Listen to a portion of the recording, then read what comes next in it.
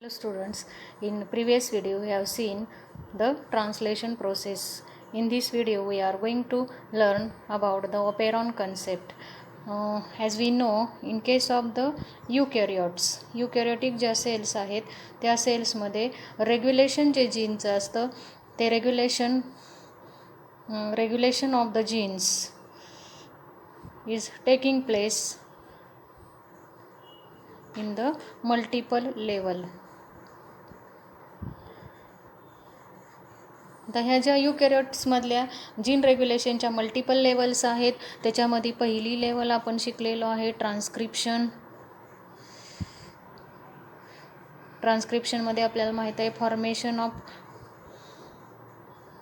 mRNA किंवा hnRNA.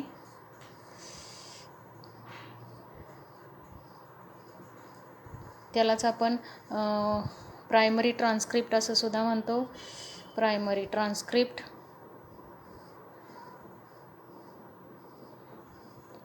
Then during processing. आता ह्याच्यावरती आपण शिकलेलो आहे प्रोसेसिंग होतं. प्रोसेसिंगमध्ये आपण बघितलं आहे टेलिंग स्पायसिंग अँड कॅपिंग. प्रोसेसिंगमध्ये इथं regulation of splicing, tailing, splicing and capping आपण बघितलेलंच आहे. देन थर्ड स्टेपमध्ये during transfer of genes, transfer of mRNA किंवा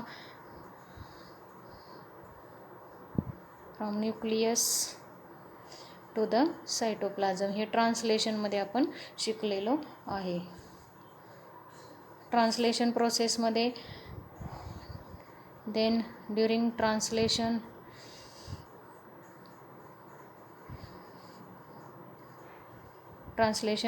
इथं ही ड्युरिंग प्रोटीन सिंथेसिस म्हणजे ॲक्च्युअली इथं अमायनो ॲसिड्सची लॉंग चेन सिंथेसिस होते, ती चेन प्रोटीन सिंथेसिस. हे झालं युकॅरियोट्सच्या बाबतीमध्ये. आता आपण प्रोकॅरियोट्समध्ये बघितलं तर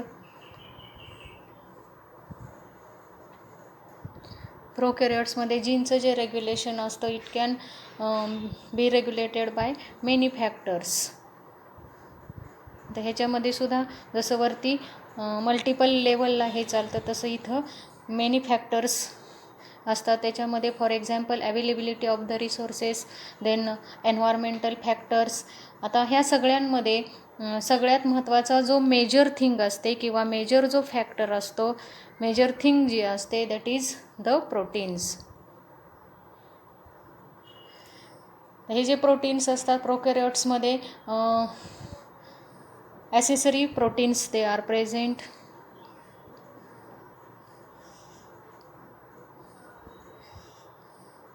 तर हे जे प्रोकॅरियोट्स आहेत in case of the prokaryotes there are the multiple genes they are present, and these multiple genes they are present on the one segment.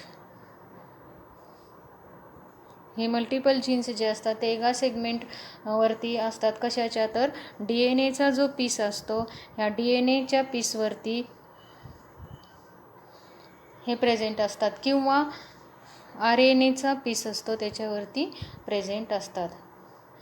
And due to दिस और that is why they are called as the polycistronic. And that is why or due to this they are called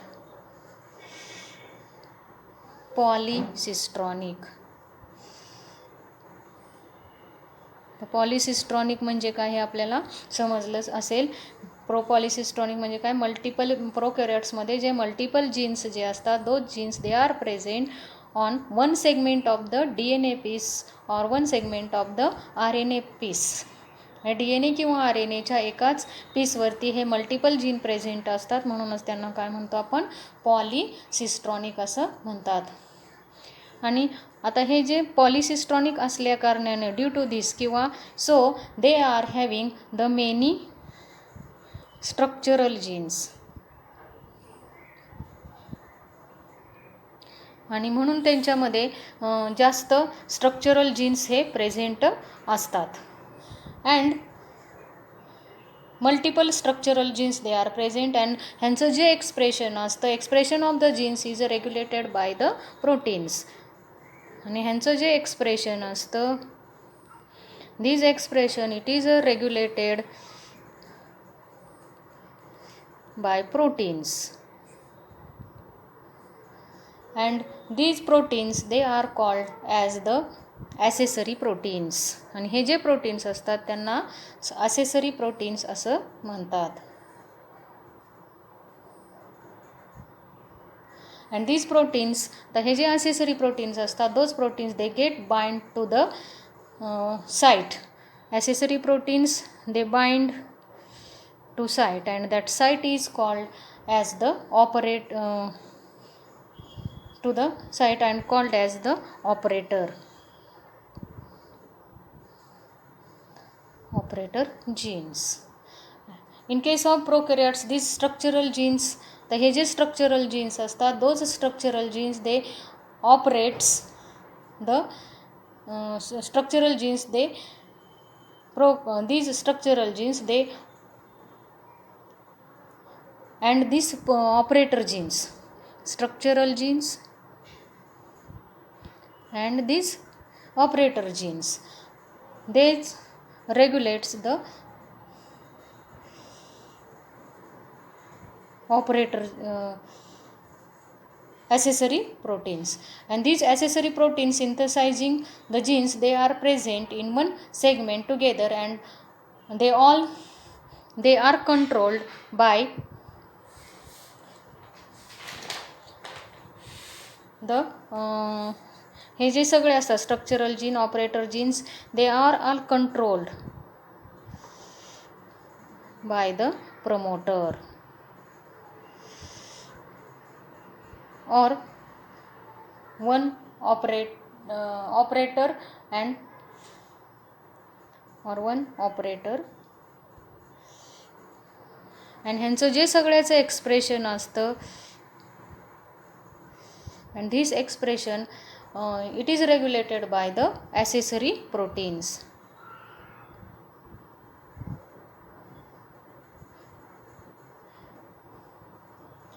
and this complete structure, तर ह्या ज्या सगळ्यांचं complete structure असतं, this complete structure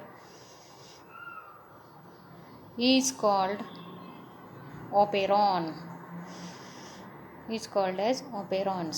म्हणजे operons are nothing but the group of genes, and these operons they are of two types. These operons they are of two types, that is the inducible operon and the suppressible operon. Now this inducible operon, it normal condition or normal situation they are off, but they can be turned on. म्हणजे ते normal कंडिशनला ते of असतात किंवा बंद असतात, पण त्यांना पुन्हा टर्न ऑन ते होतात किंवा चालू होतात. त्याचं बेस्ट एक्झाम्पल आहे लॅक ऑपेरॉन. आणि दुसरं ऑपेरॉन आहे सप्रेसेबल ऑपेरॉन. नॉर्मली हे जे ऑपेरॉन असतात ते ऑन असतात आणि ह्यांनासुद्धा they can be turn off. ह्याचं जे एक्झाम्पल आहे ते tryptophan operon. Now in operon concept, protein सिंथेसिसमधील ट्रान्स्क्रिप्शन आणि ट्रान्सलेशनचे जे रेग्युलेशन कसं होतं. आता रेग्युलेशन म्हणजे काय. रेग्युलेशन म्हणजे कोणतं प्रोटीन आहे ते कधी तयार व्हायला पाहिजे व कोणते प्रोटीन नाही ते ठरवणे. रेग्युलेशन म्हणजे काय समजलं असेल, the which protein is to be synthesized or which protein is not to be synthesized. म्हणजे कोणतं प्रोटीन तयार व्हायला पाहिजे आणि कोणतं प्रोटीन तयार नाही व्हायला पाहिजे हे ठरवण्याची जी प्रोसेस असते त्याला म्हणायचं रेग्युलेशन. म्हणजे त्या सेल्सला आवश्यक असणारे जेवढे प्रोटीनची आवश्यकता असते किंवा जेवढी गरज असते त्याची सगळी जी इन्फॉर्मेशन असते ती सगळी इन्फॉर्मेशन आपल्याला माहीत आहे DNA असते. आणि पूर्ण वेळ ही जी सेल आहेत त्या प्रोटीन्स तयार करत राहतात. उदाहरणार्थ पूर्ण वेळ ह्या ज्या सेल्स आहेत ह्या सेल्स प्रोटीनच तयार करत नाहीत. जसं की उदाहरण घ्यायचं झालं तर समजा आपल्या घरामध्ये 1 महिन्याचं किराणाचं सामान आहे किंवा रेशन आहे, परंतु आपण त्या सगळ्या सामानाचं एकाच वेळी स्वयंपाक करत नाही किंवा ते सगळं सामान एकाच वेळी वापरत नाही, त्याच्यापासून जेवण तयार करत नाही. आपल्याला जशी गरज असेल तेव्हाच आपण जेवण तयार करतो. म्हणजे जेवढी गरज असेल तेवढंच आपण त्याच्यापासून स्वयंपाक तयार करतो. त्याचप्रमाणे प्रोटीन सेलमध्ये प्रोटीन तेव्हाच बनतात जेव्हा गरज असेल. म्हणून सेलमध्ये एक ॲक्युरेट सिस्टीम असते.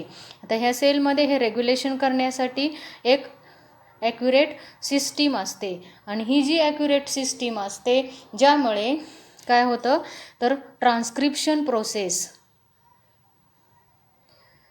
त्याचप्रमाणे ट्रान्सलेशन प्रोसेस ह्या स्विच ऑन आणि स्विच ऑफ होतात.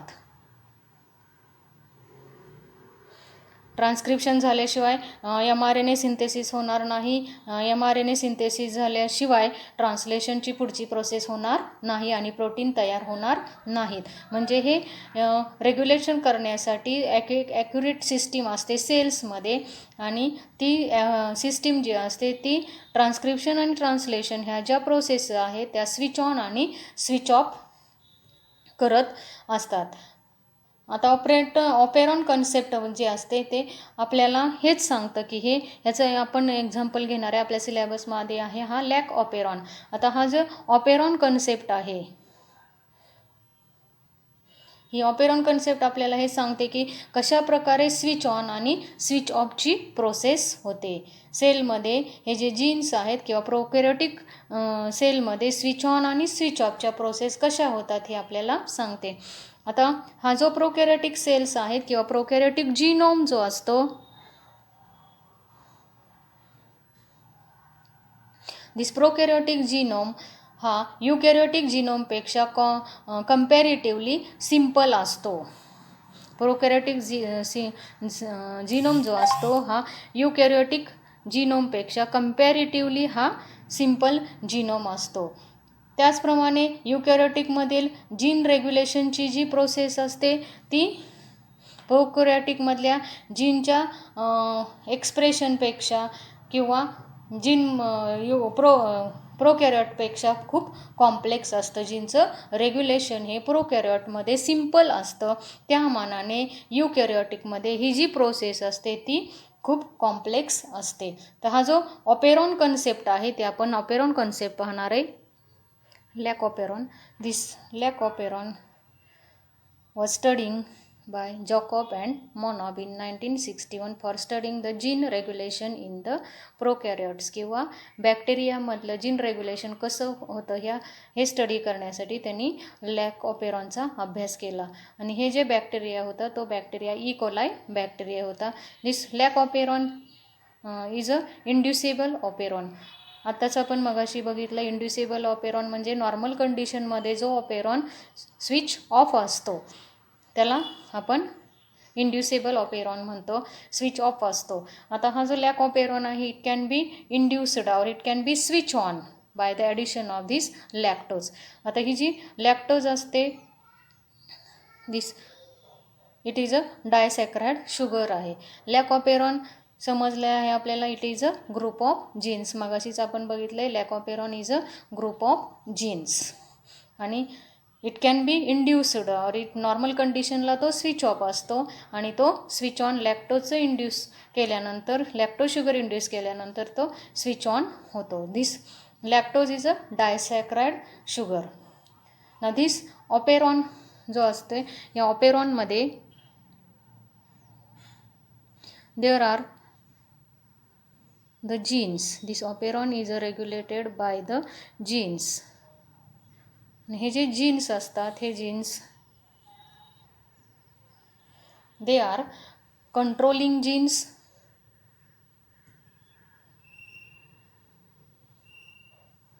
आणि दुसरे जे असतात ते स्ट्रक्चरल जीन्स.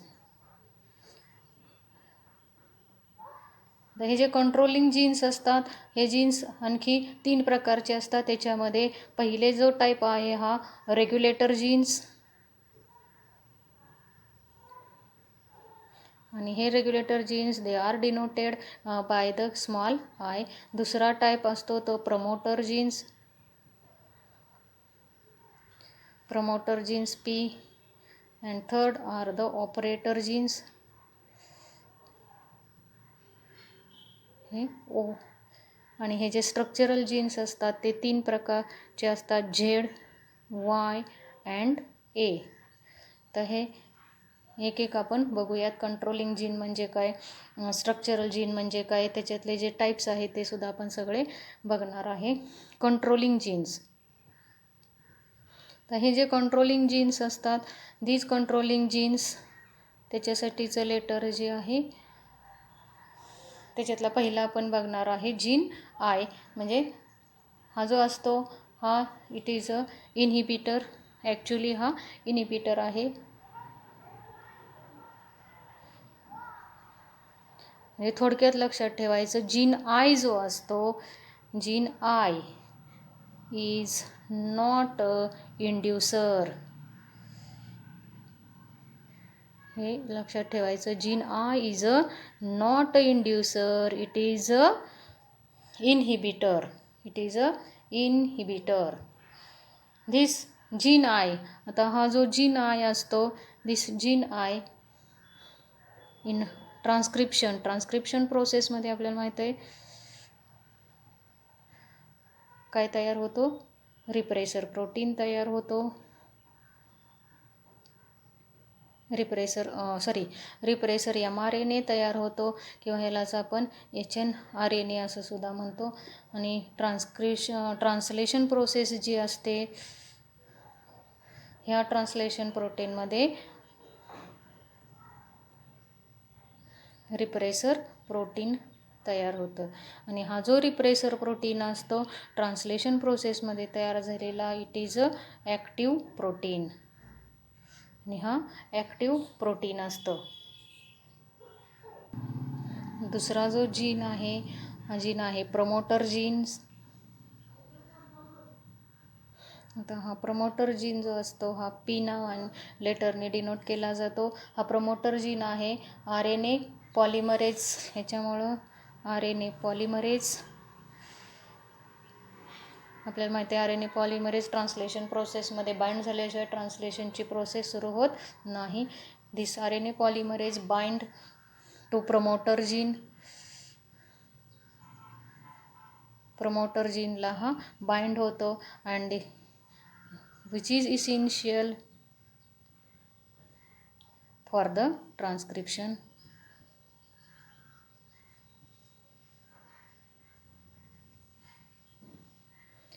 थर्ड टाईप जो असतो आहे हा gene O, operator gene.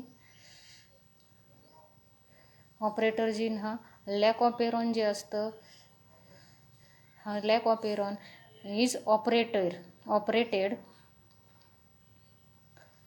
Bye this operator gene.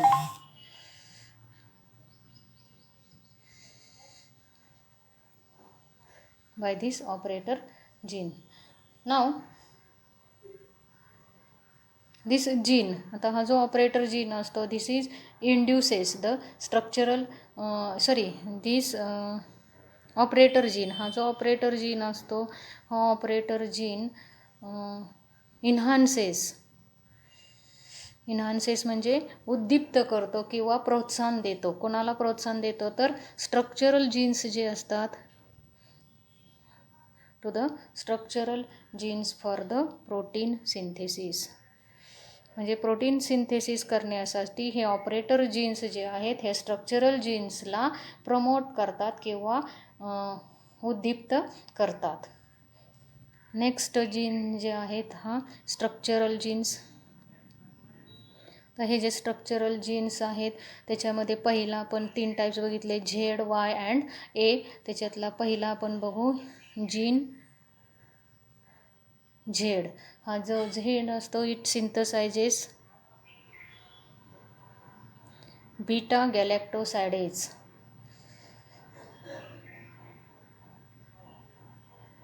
हे सगळे लक्षात ठेवल्याशिवाय ऑपेरॉन जो आहे लॅक ऑपेरॉन आपल्याला समजणार नाही. जीन वाय जो असतो हा gene Y it synthesizes permease enzyme.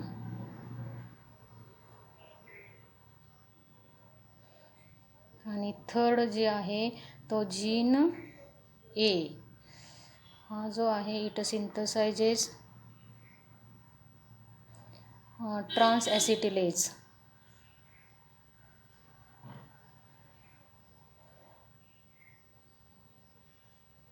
Trans acetylase enzymes. आणि हे जी सगळी एन्झाईम्स आहेत these 3 enzymes, these 3 enzymes they are the concerned with the lac operon. Now we'll see they are concerned with the lac operon मध्ये लॅक्टोजचं जे breakdown होतं they are concerned with lactose breakdown किंवा लॅक्टोजचं जे मेटाबॉलिझम होतं,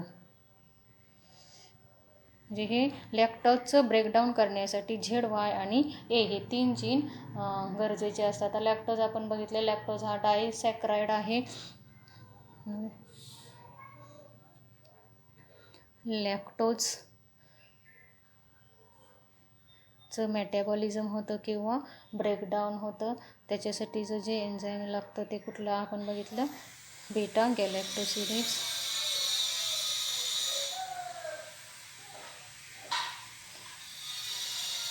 हे काय आहे, डायसॅक्राइड आहे आणि ह्याचं ब्रेकडाऊन कशामध्ये होतं, ग्लुकोज आणि गॅलॅक्टोज.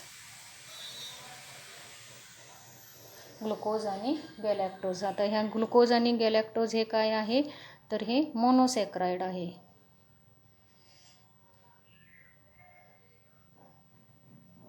मोनोसॅक्राइड शुगर्स आहेत ह्या. आणि ही लॅक्टोज जी आहे ही डायसॅक्राइड शुगर आहे. आता ह्याच्यामधलं जे गॅलॅक्टोज जे असतं, galactose it is used by the bacteria. हे गॅलॅक्टोज जे असतं हे गॅलॅक्टोज बॅक्टेरियाकडून वापरलं जातं. तर कशासाठी बॅक्टेरियाला हे गॅलॅक्टोज लागतं तर for their growth and the development.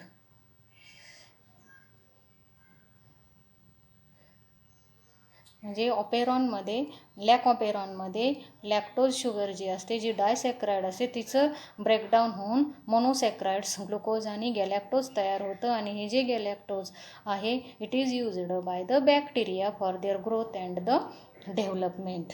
And हे जे ॲक्च्युअल आता लॅक ऑपेरॉनची जी प्रोसेस आहे, लॅक ऑपेरॉन स्विच ऑन आणि स्विच ऑफ कसा होतो हे आपण बघणार आहे. Will see this in next video.